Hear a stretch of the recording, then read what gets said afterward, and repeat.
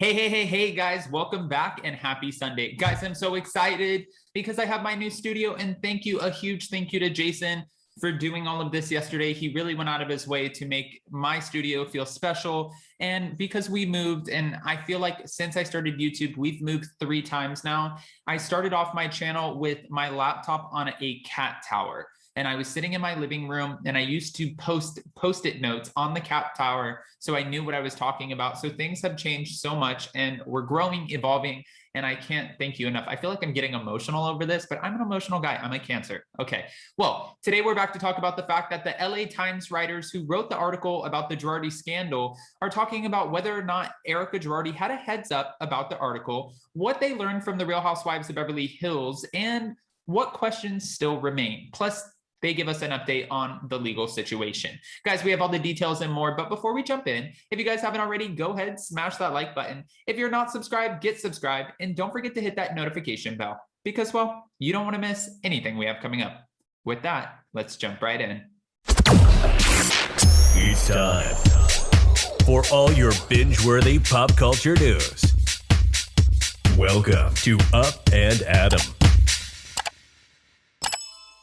All right, guys, so it looks like Los Angeles Times reporters Matt Hamilton and Harriet Ryan are speaking out about the recently aired 11th season of The Real Housewives of Beverly Hills. Ahead of the conclusion of the reunion, the Part 4 reunion, well, the outlet staffers who wrote the article that was the center of the season 11 drama shared what they learned about Erika Girardi on the episodes in regard to her marriage to Tom Girardi and revealed what they still want to know about the reality star.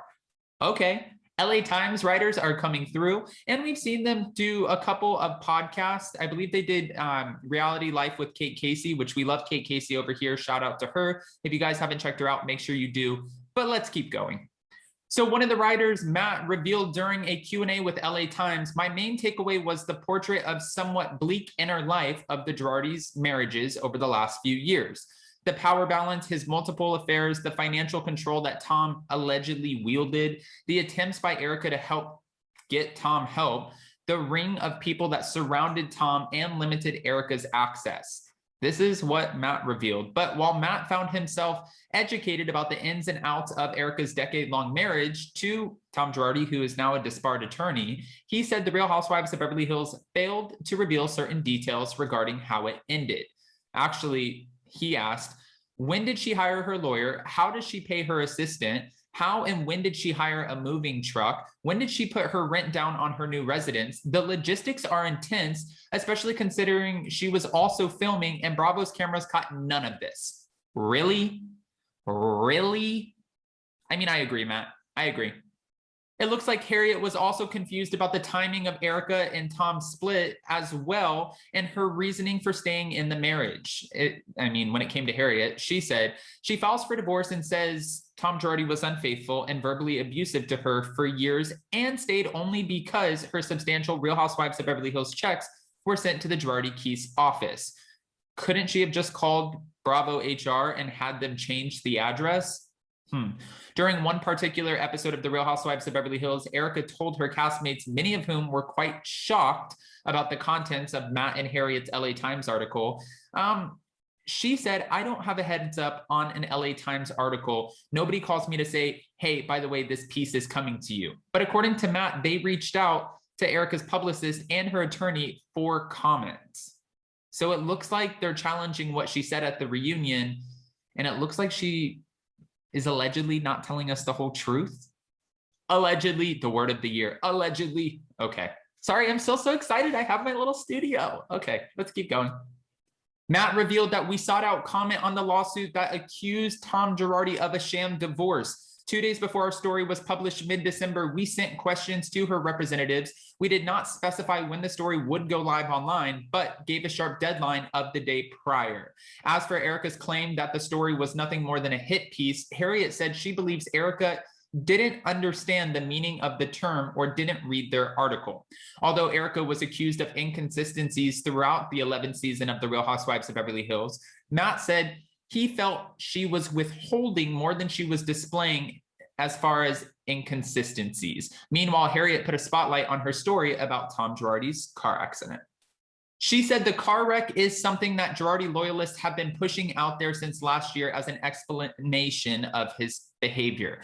Girardi was known as a heavy drinker and he kept a chauffeur on staff. I know Matt looked for public records for a car crash as described by Erika, okay, and didn't find anything. In any case, a recent head injury wouldn't explain the misappropriation allegations against him dating back to the 1980s. As for what they still want to know, Matt would love to hear from Erika about Tom's political and judicial connections, and Harriet has questions about Tom Girardi's mental health. Harriet actually said, what year did you first notice signs of dementia? Who did you talk to about it? If you claim that a doctor refused treatment because of Girardi's legal power, please name the doctor. Do you regret not doing more to get him treatment? She said these are the questions that she would ask Erika had she been given the chance. Matt and Harriet also shared where the legal proceedings against Erika and Tom stand today. And they said in the Indonesian plane crash, 2 former lawyers at Girardi Keese, including Tom's son-in-law, are the subject of a hearing next month in Chicago over whether or not they should be held in contempt of court for their alleged conduct in the case. Matt revealed that the hearing could prove revealing as it will likely shine a light on the final months of the Girardi law firm and the science inside the business that it was unraveling. Also, Harriet added to this conversation, the bankruptcy process is ongoing. The trustees are in the process of identifying all assets for the Girardi estate and his law firm. They are getting all of Erika's financial records and will be deposing various people involved in the couple's finances. The assets that they turn up have to be liquidated and used to pay off the creditors, including clients owed, settlements, money, lenders. We know there's a whole list. Guys, I'm so curious what you think about all of this, especially because the LA Times writers, they look like they're not holding back when it comes to any part of this conversation. They're continuing to give us more and more information, and I'm so appreciative for it because we didn't understand, how did your publicist not know that the article was coming out? That was one of the big questions. And even though, unless it was edited out, because we saw Garcelle's part of the reunion edited out, the women were looking at her like, wait a minute, we all have publicists, we all have lawyers. If there's an article coming out about me, I know about it. So how would you not know about the article? That didn't add up to us. And she said, I don't have insight to when an LA Times article is coming out. However, if they reached out to your publicist and your lawyer for comment and your lawyer and publicist did not give them a comment, it looks pretty fishy as to whether or not you would know that this LA Times article was coming regardless, which makes sense as to why you ended up leaving the desert, going back home because you didn't know what you could or could not say to the women. This is how it looks. This is how it's painted as. But again, I have questions for you guys. What do you think about the LA Times articles commenting now? How do you feel about the studio? And are you guys excited for the Real Housewives of Salt Lake City 90-minute episode tonight? Because we're finally getting to see the beginning of the Jen Shah legal drama. I mean, we only waited 8 episodes, right? So what the hell? What's one more? No. We don't need to wait anymore. Guys, I love you so much. Thank you. Please comment below. And don't forget, if you haven't already, go ahead, smash that like button. If you're not subscribed, get subscribed. And don't forget to hit that notification bell. Also, Jason will be going live today at 2:30 for his Wiki, and that will be with Fem Tarot. They have a lot of great topics. I'm so excited, and I will be joining you guys in the live chat. So make sure you go check that out. I posted it in my community tab. It'll be on his channel, Down with Jason, and I will see you guys so very soon. Bye, guys. Love you.